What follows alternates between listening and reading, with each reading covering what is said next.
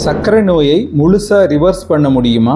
சர்க்கரை நோயை ரிவர்ஸ் பண்ணி தாரேன், அதாவது சர்க்கரை நோயை இல்லாம பண்ணி தாரேன் அப்படின்னு சொல்றது சோசியல் மீடியால மிகப்பெரிய வர்த்தகமா மாறி இருக்கு. சோசியல் மீடியால சர்க்கரை அப்படின்னு நம்ம தொட்டோம்னாலே நான் ரிவர்ஸ் பண்ணி தாரேன் அப்படின்ற விளம்பரங்கள் வந்துகிட்டே இருக்கு. நாங்க விளம்பரத்தை பார்த்தெல்லாம் ஏமாற மாட்டோம் அப்படின்னு ஒரு சில பேர் சொல்லுவீங்க. கடவுள் சொன்னா நம்புவீங்கல்ல? ஒரு கடவுளே வந்து சர்க்கரையை ரிவர்ஸ் பண்ணலாம் அப்படின்னு சொல்றாரு. ஒரு சின்ன திருத்தம், அது இந்தியாவோட கிரிக்கெட் கடவுள். நான் யாரை சொல்றேன்னு உங்களுக்கு புரியும் நினைக்கிறேன். அந்த கடவுளே வந்து சர்க்கரையை ரிவர்ஸ் பண்ணிக்கோங்க அப்படின்னு விளம்பரத்துல சொல்றாரு. அப்ப நம்ம நம்பத்தானே செய்யணும். இது சாத்தியமா? இந்த ரிவர்ஸ் பண்றது அறிவியல் பூர்வமா நிரூபிக்கப்பட்டதா அப்படிங்கறத நான் உங்கள்கிட்ட விரிவா சொல்றேன். நான் டாக்டர் மணிவண்ணன், ஸ்ரீ பார்வதி மருத்துவமனை, காரைக்குடி. எங்க மருத்துவமனை சர்க்கரையோட கால் புண்ணுக்கு ஒரு ஸ்பெஷலான ஹாஸ்பிட்டல். எங்களுடைய கால் புண் சிகிச்சையை நீங்க பார்க்கணும்னா இந்த டிஸ்பிளேல தெரிகிற ஸ்ரீ பார்வதி hospital.com வெப்சைட்டுக்கு போய் அங்க பிளாக்ல கேஸ் ஸ்டடின்னு கிளிக் பண்ணுங்க.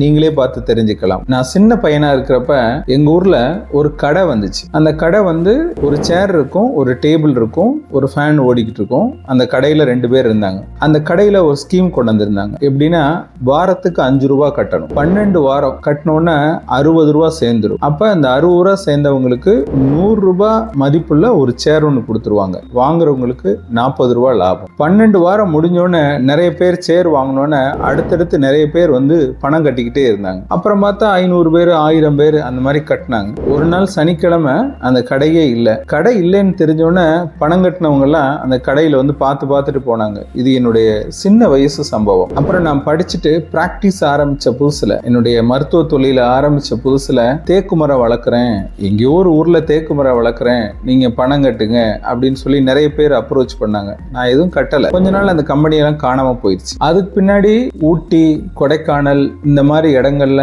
ரிசார்ட் கட்டி வாடகைக்கு வரலாம், நல்ல பணம் வரும், நீங்க பணம் போடுங்க அப்படின்னு நிறைய கம்பெனிகள் வந்துச்சு. உங்களுக்கு எல்லாமே தெரியும். அதுக்கு பின்னாடி ஈமு கோழி வந்துச்சு, அதுவும் உங்களுக்கு தெரியும். இந்த மாதிரி ஒவ்வொரு காலகட்டத்திலையும் மல்டி லெவல் மார்க்கெட்டிங் ஒவ்வொரு பிசினஸ் பண்ணிக்கிட்டு நமக்கிட்ட வருவாங்க. நிறைய பேர் அதுல ஏமாந்துருவாங்க.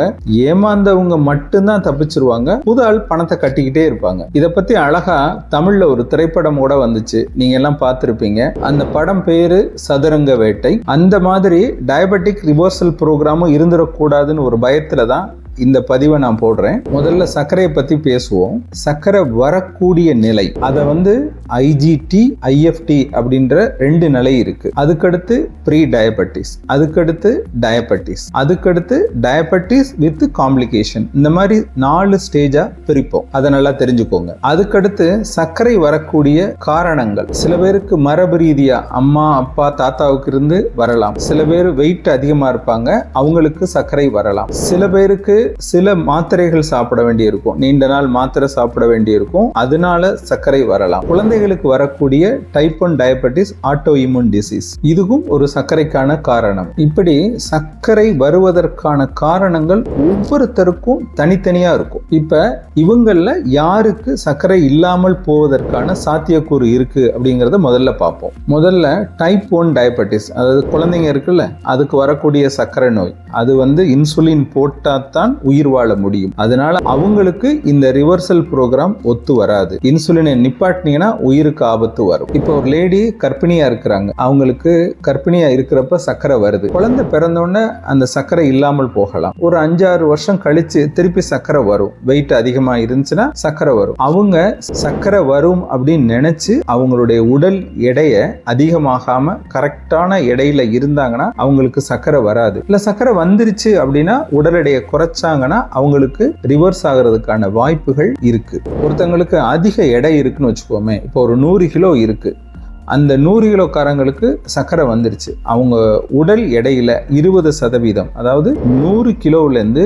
80 கிலோ 75 கிலோ உடம்போட எடையை குறைச்சாங்கன்னா அவங்களுக்கு சர்க்கரை இல்லாமல் போகலாம். அல்லது சர்க்கரைக்கான மாத்திரை தேவை குறையும். ஒரு பதிவை நான் உங்கள்கிட்ட காட்டுறேன். இந்த பதிவை பாருங்க. ஒருத்தர் எனக்கு அனுப்பிச்சிருந்த பதிவு. ஒரு 5000 6000 கட்டி நான் ரிவர்சல் ப்ரோக்ராம்ல போய் நான் என்ன கத்துக்கிட்டனோ அது உங்களுடைய சின்ன புத்தகத்துல எனக்கு கிடைச்சிருச்சு சார், அவ்வளவு பணம் எனக்கு வேஸ்ட்னு இந்த புத்தகத்தை வாங்கி படிக்கிறப்பதான் எனக்கு தெரியுது அப்படின்னு சொல்லியிருந்தாரு. இது என்னுடைய 35 வருஷ அனுபவத்தை தொகுத்து சர்க்கரை நோய் பற்றிய நோய்களின் தாய் அப்படின்ற பேர்ல நான் எழுதின புத்தகம். இந்த புத்தகம் வேணும்னா இந்த டிஸ்பிளேல தெரிகிற நம்பருக்கு போன் பண்ணியோ அல்லது ஒரு வாட்ஸ்அப் மெசேஜ் பண்ணியோ கொரியர் மூலம் இந்த புத்தகத்தை பெற்றுக்கொள்ளலாம். இந்த ரிவர்ஸ் ப்ரோக்ராம் உங்களுக்கு பயனளிச்சுச்சா, நீங்க எவ்வளவு பணம் அதுல ஸ்பெண்ட் பண்ணீங்க, இப்ப எல்லாத்தையும் விட்டு வெளியே வந்துட்டீங்களா அப்படின்னு கமெண்ட் பண்ணுங்க, எல்லாரும் தெரிஞ்சுக்கட்டும். நான் ஏற்கனவே சர்க்கரைக்கு ஆபரேஷன் வந்தாச்சு அப்படின்னு ஒரு வீடியோ பண்ணியிருக்கிறேன். அந்த வீடியோவை நீங்க பார்த்திருப்பீங்க. அந்த வீடியோவில் ஆபரேஷன் பண்ணி எடை குறையுது அப்படின்னாலும் அவங்களுக்கு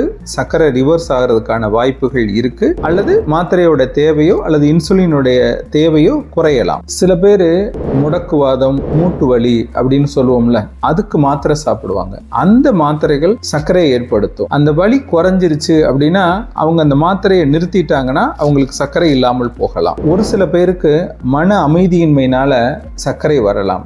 இவங்கெல்லாம் அதை சரி பண்ணிட்டாங்கன்னா சர்க்கரை இல்லாமல் போகலாம். நான் எடுத்த உடனே சொன்னேன், IGT, IFT கேசஸ்க்கும் ப்ரீ டயபெட்டிஸ் கேஸுக்கும் இப்போ நான் சொன்ன ஒவ்வொரு வகைக்கும் அவங்கெல்லாம் தன்னுடைய பிரச்சனை என்ன அப்படிங்கிறத பார்த்து அதை சரி பண்ணினாங்கன்னா அவங்களுக்கு ரிவர்ஸ் ஆகிறதுக்கான வாய்ப்புகள் இருக்கு. இதெல்லாம் பார்த்துட்டோம்னா நமக்கு மிச்சம் இருக்கிறது 2 தான். ஒன்று டயபெட்டிஸ், இன்னொன்று டயபெட்டிஸ் வித் காம்ப்ளிகேஷன்ஸ். இப்போ ஒரு சுகர் பேஷண்ட் நிறைய எடை இருக்கிறார், அவருக்கு இன்சுலினுடைய எதிர்ப்பு தன்மையினால அவருக்கு சர்க்கரை வந்துருச்சு. அவர் டயட் மாடிஃபிகேஷன்லாம் பண்ணி இந்த ரிவர்சல் ப்ரோக்ராமில் போயிட்டு எடையெல்லாம் நல்லா குறைச்சிட்டாரு அப்படின்னா உடனே சர்க்கரையும் குறைய ஆரம்பிச்சிடும். இந்த பேஷண்ட் ஒரு 4 மாத்திரை சாப்பிட்டுட்டு இருந்தாங்கன்னா சர்க்கரை குறைய குறைய படிப்படியாக மாத்திரையை குறைச்சி தான் நிறுத்த முடியும். சர்க்கரை இல்லாமல் போச்சுனோன்னா நான் புதுசாக பிறந்த மாதிரி நான் எல்லாத்தையும் சாப்பிடலாம் அப்படின்னு நினச்சி மறுபடியும் சாப்பிட ஆரம்பிச்சிட்டாங்கன்னா நிச்சயம் மறுபடியும் வெயிட் போடும், மறுபடியும் சர்க்கரை வரும். இந்த மாதிரி கேசஸை நான் நிறைய பார்த்துருக்கேன். சமீபத்தில் ஒரு விளம்பரமும் பார்த்தேன். அதில் சர்க்கரை இல்லையா,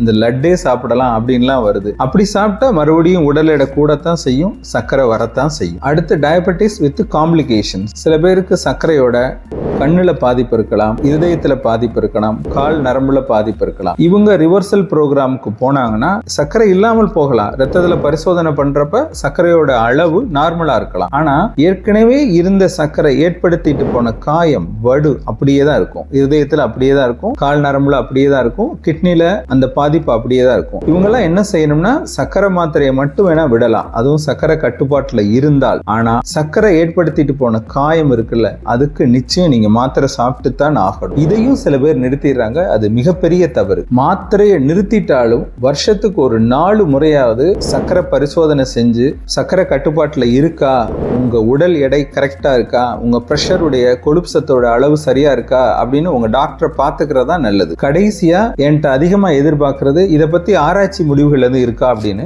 அதை பத்தியும் சொல்றேன். 90% நோயாளிகளுக்கு இதனால வெற்றி கிடைப்பதில்லை. 10% நோயாளிகள் ரிவர்சல் ஆகுறாங்க. அதுலயும் 2% பேருக்கு தான் வாழ்நாள் முழுவதும் சர்க்கரை இல்லாமல் போகும். மீதி 98% பேர் சர்க்கரையோட மாத்திரை போட்டு தான் வாழ்றாங்க. அந்த 2% பேரும் வாழ்நாள் முழுவதும் தன்னுடைய உடம்பையும் உணவு கட்டுப்பாட்டையும் ஃபிட்டா வச்சுக்கணும். நம்ம சூர்யா விக்ரம் மாதிரி ஃபிட்டா இருக்கணும். அப்பதான் இது சாத்தியம். இந்த ஆராய்ச்சி முடிவுகள்லாம் வெளிவந்தோடனே ADA அப்படின்னு சொல்லக்கூடிய அமெரிக்கன் டயபெட்டிக் அசோசியேஷன் இத டயபெட்டிக் ரிவர்சல் ப்ரோக்ராம் அப்படின்னு சொல்லாதீங்க, டயபெட்டிக் ரெமிஷன் ப்ரோக்ராம் அப்படின்னு சொல்லுங்கன்னு சொன்னுச்சு. ஏன்னா டயபெட்டிக் எந்த காலத்திலையும் ரிவர்ஸ் ஆகாது, திருப்பி வரும் அப்படின்ற நோக்கத்துல தான் அந்த வார்த்தையை பயன்படுத்தக்கூடாது அப்படின்னு மாத்திட்டாங்க. மறுபடியும் ஒரு இடம் சொல்றேன், சர்க்கரை வருவதற்கான ஜீன் ஒவ்வொருத்தர் உடம்புலையும் இருக்கு. அந்த ஜீனை எந்த ரிவர்சல் ப்ரோக்ராம்லையும் மாற்ற முடியாது. அந்த ஜீன் உங்ககிட்ட தான் இருக்கும். நம்ம இந்திய உணவு முறை